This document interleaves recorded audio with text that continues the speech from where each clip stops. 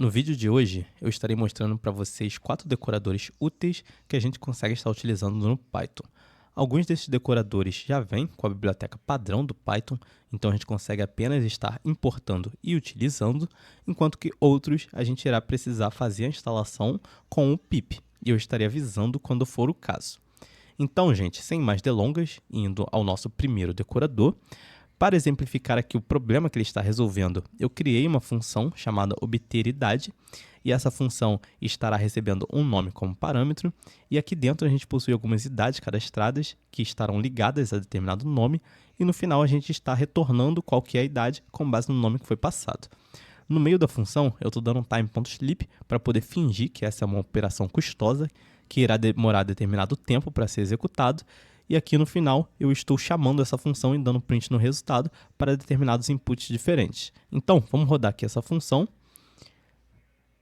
E como a gente consegue observar, o resultado demora bastante, né, para ser retornado, até porque a gente está fazendo dessa função uma operação custosa.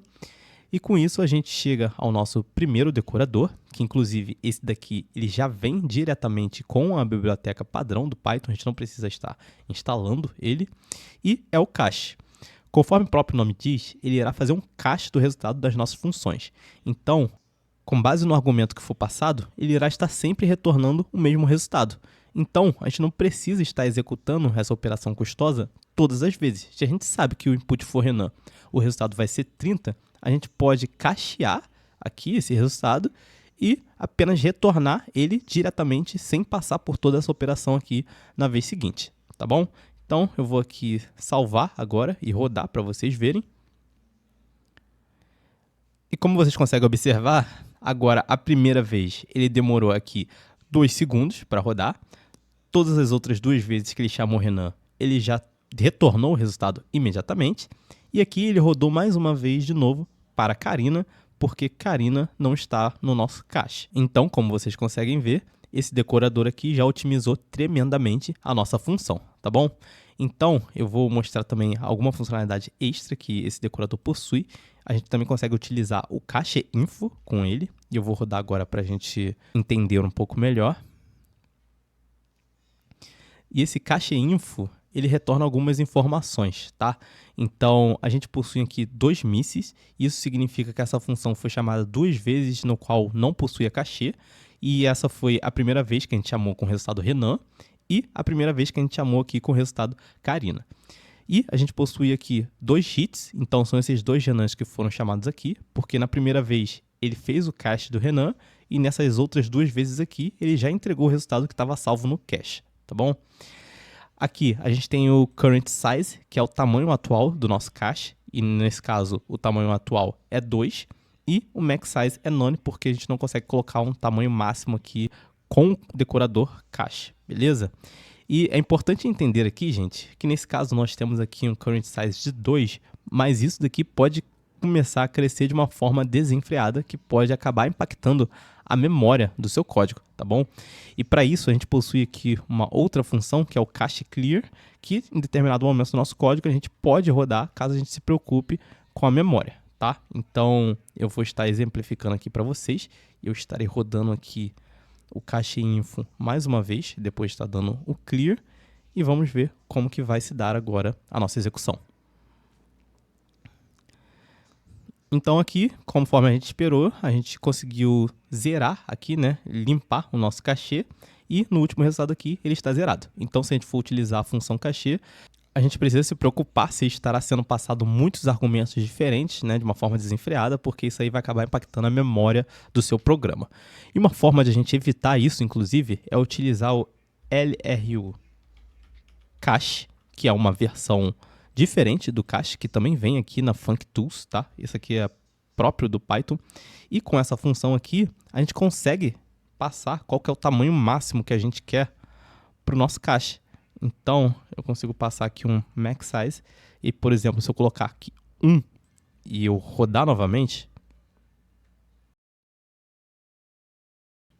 vocês vão ver que agora o current size é 1. Isso significa que Karina ela entrou no cache e ela removeu o Renan que estava anteriormente, tá bom? É porque o LRU significa Least Recently Used, e isso significa que conforme forem entrando novos cachês dentro da nossa memória, aqueles que são menos utilizados irão sendo apagados. Então, conforme Karina ela foi implementada e chamada aqui no final, ela irá apagar o Renan, que foi o menos utilizado antes, e aqui a gente ficou com só um caixa no final. É importante entender que o current size default do LRU cache é 128, tá bom, pessoal? Então, gente, seguindo ao nosso segundo decorador, mais uma vez eu criei uma função para exemplificar o problema que a gente está tentando resolver, e o que ela faz é basicamente tentar se conectar a um banco de dados, e no final aqui eu estou dando um raise de um exception para simular que a gente não está conseguindo fazer a conexão, beleza? Então vamos rodar aqui essa função para ver o que acontece. E ela basicamente faz o raise desse exception, né? Então, agora vamos ao nosso segundo decorador, que é bastante útil, e a gente utiliza ele quando a gente quer tentar realizar uma operação mais de uma vez. Então, vamos supor que houve aqui alguma instabilidade com o nosso banco de dados, e ao invés de apenas fazer esse throw desse exception, a gente queira tentar de novo. Então, a gente tem aqui esse decorador chamado retry, e ele vem de uma library chamada Tenacity, tá? E essa library aqui, ela não é do Python, então vocês vão precisar instalá-la com o pip, mas é bastante rápido, ela é uma library bem leve, e se a gente salvar aqui e rodar mais uma vez esse script, a gente vai ver que ao invés dele apenas lançar um erro na nossa tela, ele irá tentar indefinidamente se conectar ao nosso banco. E pode ser que em determinados cenários isso aqui também não seja o que a gente queira, né? Porque a gente não quer fazer um overload aqui do nosso banco de dados com incontáveis tentativas de conexões. Então eu vou parar aqui o meu código. Então, por default, ele tenta ficar se conectando indefinidamente, mas a gente consegue fazer o import de uma função aqui, chamada stop after attempt, que significa parar depois de tentativa. E aqui no nosso decorador, a gente consegue passar o parâmetro stop, tá? E aqui a gente passa essa função e diz quantas vezes que a gente quer retentar. E aí, se eu salvar aqui esse código e rodar mais uma vez, vocês vão ver que ele vai tentar se conectar apenas 3 vezes. E aqui estará o erro, que foi o que a gente está levantando aqui, que não estamos conseguindo se conectar ao banco. E aqui no final ele diz também que deu um erro de tentativa, um retry error, beleza? Então, gente, esse decorador aqui é bastante útil quando a gente não quer simplesmente realizar uma ação e desistir, porque podem haver sistemas, APIs que são bastante instáveis que a gente queira tentar mais de uma vez, e para isso esse retry aqui é bastante útil. Então, eu vou mostrar algumas outras funcionalidades que ele possui também. Então, por exemplo, ao invés de utilizar o Stop After Attempt, a gente poderia estar passando aqui o Stop After Delay. E a diferença entre os dois é que o Stop After Attempt ele vai tentar um número de vezes que a gente passar, e o After Delay ele vai tentar a quantidade de tempo. Ou seja, a partir do momento que ele falhou, ele vai continuar tentando por 4 segundos. Como minha função aqui ela demora 1 segundo para rodar, eu acredito que ele vai rodar aqui 4 vezes e depois desistir. E aqui, por exemplo, se eu passasse 2, ele iria tentar 2 vezes. Inclusive, se eu aumentar aqui para 2, para vocês verem melhor também esse conceito, ele vai tentar uma vez só, beleza? Então, o after attempt é a quantidade de tentativas e o after delay é a quantidade de tempo que ele vai ficar tentando fazer aquela função ali funcionar. E existem outras funcionalidades úteis que a gente consegue estar utilizando com esse decorador aqui também. Então, por favor, deem uma olhada na documentação desse decorador que eu vou deixar aqui na descrição desse vídeo.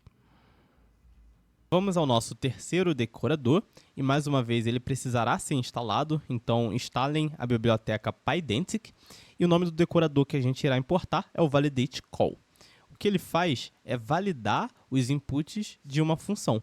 Então, se a gente tiver em algum momento uma função no qual não vai funcionar com determinado input, a gente consegue usar esse decorador aqui para fazer a validação para a gente.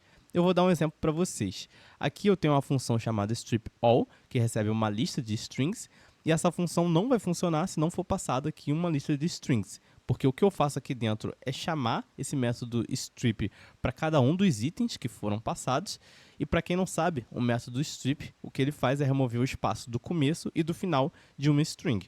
Se não for passado uma string, ele não irá funcionar. Então, vamos rodar aqui esse código para a gente ver se está funcionando.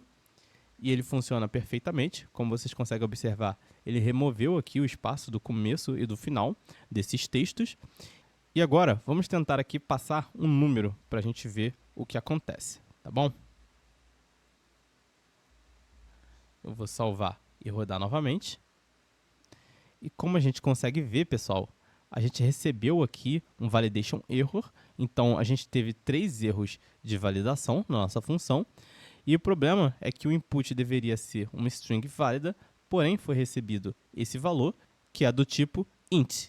E a mesma coisa para os 3 inputs.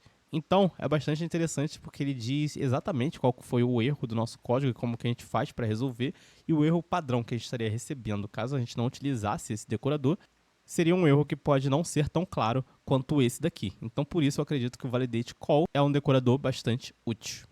Então, gente, nós chegamos ao nosso último decorador, e esse é um pouco especial porque ele é o único que não é utilizado com funções, ele é utilizado com classes, e para poder estar exemplificando a sua funcionalidade, eu criei aqui uma classe chamada pessoa, e o que ela faz é simplesmente armazenar algumas informações. Então eu tenho um método aqui de inicialização, onde você pode passar o nome e a idade da pessoa, e aqui a gente está inicializando, assignando um valor para o self.nome e self.idade.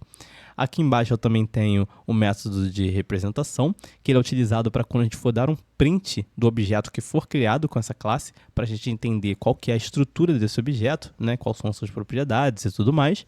E aqui embaixo eu simplesmente estou inicializando um objeto chamado pessoa e fazendo um print. Então, gente, vamos rodar aqui o nosso script e a gente consegue ver que ele está funcionando perfeitamente.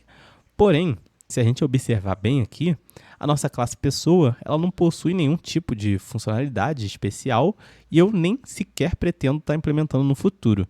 E quando esse for o caso, a gente possui um decorador que é bastante útil, que é o decorador DataClass. Tá bom? Então, gente, esse decorador aqui já vem com Python, tá? Então, não é algo que a gente precisa estar instalando também. Então, ele é bastante legal por isso. E o que esse decorador faz é que a gente consegue utilizar ele em conjunto com uma classe e a partir desse momento a gente não precisa estar inicializando nenhum desses métodos boilerplate padrão aqui do Python, tá? Então ele já vai fazer tudo isso daqui para você. Então nesse caso eu coloquei 2, mas existem outros métodos também, como por exemplo o de comparação, entre outros. E ao invés de a gente estar tendo que fazer isso tudo, a única coisa que a gente precisa fazer é listar quais são as propriedades da nossa classe e a gente consegue criar ela aqui embaixo da mesma forma que a gente criou a nossa primeira ali. Eu vou aqui dar um print para a gente ver que também está funcionando da mesma forma. Então, gente, esse decorador aqui, DataClass, ele é muito interessante para poupar tempo na hora da gente estar criando os nossos programas. E se sua classe não for ter nenhum tipo de funcionalidade e ela foi criada só para armazenar informações, trate de usá-la, tá bom? E é isso, gente. Caso vocês tenham gostado desse vídeo, deixa o like aqui embaixo e eu vejo vocês no próximo.